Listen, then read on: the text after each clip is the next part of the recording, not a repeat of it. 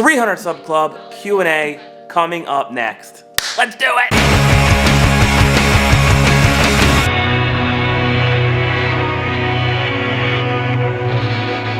Guys, welcome back to Tech 215. I'm your host Nick, and this is going to be my 300 subscriber celebration. I've put 10 videos out since I started my YouTube career in late 2019.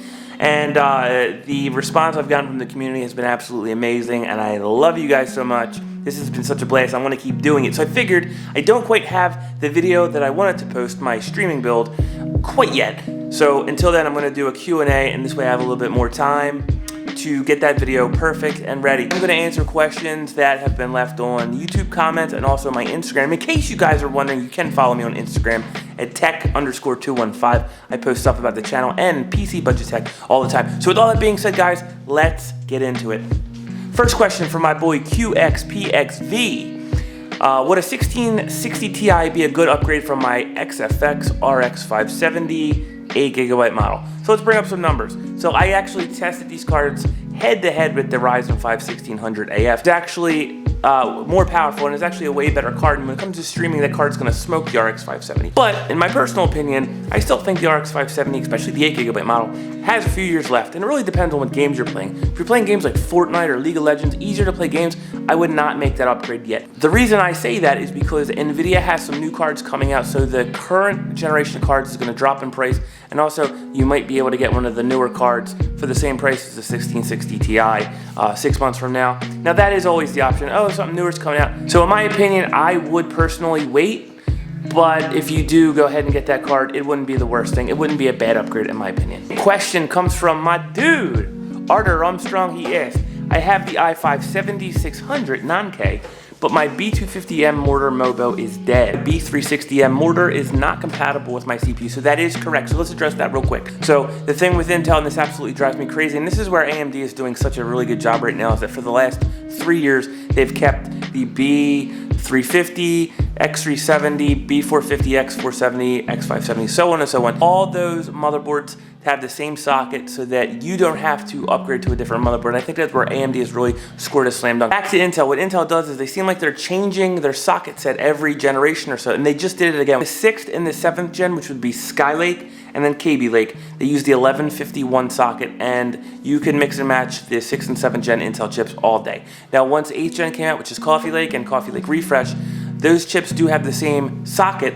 Unfortunately though, they have a different chipset, so no matter what, I know that Intel could probably put a BIOS update to make those chips work, but they're not going to do that because they want your money. I would buy the cheapest B250 motherboard, put your system together, and just game as long as you can on it. When you're ready to upgrade to something better, sell your whole system and use that as a down payment. That's another pro tip for you guys. Use your current system as collateral. You can always sell it. You could either sell it for parts or sell it as a system, and that at least pays for some of the parts in your newer rig, so good luck with that, bud. The next question comes from Rastar. Great video, thanks. Are the other proprietary parts in this OEM machines? I heard the Dell front panel connectors were sometimes different, making case swaps practically impossible.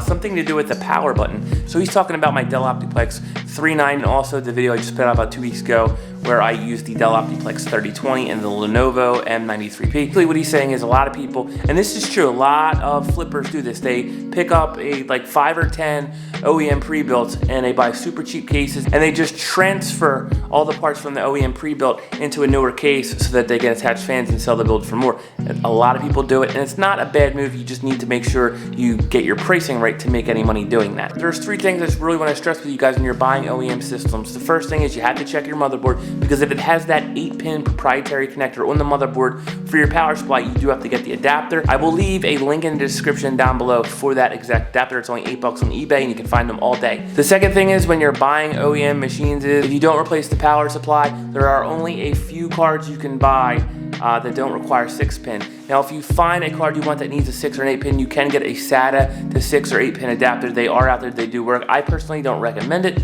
but especially for an OEM pre-built, you can just do it and hope for the best. And the third thing for plugging in system fans, yes, Dell does have a proprietary 5-pin header on their motherboard, so you'd have to get a 5-pin to 4-pin adapter. I'll also leave the link in the description below. Next question comes from Twin Gamers Plays and Programs. Thanks for the comment, man. Could I do this with an Optiplex 780? And he is talking to, can he turn a Optiplex 780 into a gaming machine by just simply buying a graphics card? I think that's a little bit too old. The 780 uses the Intel Core 2 Duo. That's a little bit too old. I think its socket's 775. I would try to get a system that has at least a Sandy Bridge architecture, meaning second gen Intel, and they're very affordable. Now, I did talk to Twin Gamers. He told me that he picked up an Optiplex 3020 because I just did a video on that exact build, and they're 4th gen Intels, so I think he made the right call by going with that system for your starter, beginner, entry-level budget PC. Maurice Blockier says, if I add an AMD HD 7700 1GB GPU to this, will it be better with or without? He's talking about adding that to the Ryzen 3 3200G. No, honestly, it wouldn't help. That's too old of a card. In that video I mentioned the Ryzen 3 3200G has similar graphics capabilities to the GTX 550 Ti. So I honestly think graphics cards that are older than a 7 series I would stay away from in terms of NVIDIA, and I would try to get something in the like RX 460, RX 560, 570, those lines, because those cards are so cheap right now on eBay. You could scoop them up, pop them in, and you're good to go and play games and get really good frame rate. So if I was you, that's what I would stick with. I think the Ryzen 2 3200G is a good CPU. It does perform well at low settings, but I'm just not a fan of APUs. I don't think they're at the point where I would enjoy one. I don't like playing my games at low settings. Like I said, it reminds me of playing a PlayStation 4 game on a PS3. Just not a big fan. Next question comes from Show Gaming, and he asks, I have an RX 570 and an Intel i5 3470, but when I play Apex Legends, it spikes and gives a lot of lag. Low GPU usage, high CPU usage. Yeah, so Apex Legends is one of those games that is really CPU intensive. It is going to eat up all your core count. I really think to get the best experience with Apex Legends, you really do need at least 4 cores and 8 threads. That hyper threading will help a ton. If you guys check this out, in the video I did for the 4570 and 4590, you can notice that the entire time those quad cores were maxed out at 100%. So that game will eat away. I would recommend maybe upgrading to an older i7 to pop in that system, or get something like the Ryzen 5 1600A. I can't help it, guys. I think that it's just such a great system. It offers such amazing value at 85 bucks. I know they might be hard to find right now, but keep looking, because if you can get that chip for 85 bucks, it's just an absolute steal. I think it's the best value of 2020 so far. And Frantic, what are some of the compatible GPUs for the 390 small form factor build? So I'm going to tell you real quick, the GTX 750 Ti, the GT 1030, just make sure you get the DDR5 version, the GTX 1052 and 3GB model, and also the GTX 1050 Ti, and the grand poobah of them all, the GTX 1650 small form factor. I know that Zotac makes one, and also MSI. I think Gigabyte might, but I'm not 100% sure on that. Card I would probably get that's the cheapest is the 750 Ti. I think that is actually still a really decent card for esports titles and things like that. Next question comes from my boy DCX Reds. What's up, Dugan? I'm considering going from my 860 Evo SATA 3 to an NVMe Express. What do you think? That's a great question. I just did a video a few months ago on 3 different SATA 3 SSDs, and they outperform pretty much the same if you ask me. But if you're just gaming, you don't need an NVMe Express drive. They are nice to have, but if you're just gaming, you're not really going to notice that much of a difference. So if you're doing something like video production, video editing, rendering, moving around a lot of big files, if you get a drive that has a good amount of DRAM cache, you will notice heavier sustained writes. You will get that boost at the end, but other than that, there really isn't that big of a difference in terms of gaming. So if you're thinking about buying a drive that's a little bit more expensive, maybe just get a cheaper SSD for right now, or keep the one you got and put that money somewhere else in your system, like getting faster memory or possibly getting a better GPU. So today my buddy Alex asked me, he has a GTX 1070, should I get a second 1070 and run them in SLI? And the answer to that is no. And the reason for that is because SLI is pretty much dead right now. I know there was someone that worked at NVIDIA who loved SLI and really wanted to make it grow and become this great thing.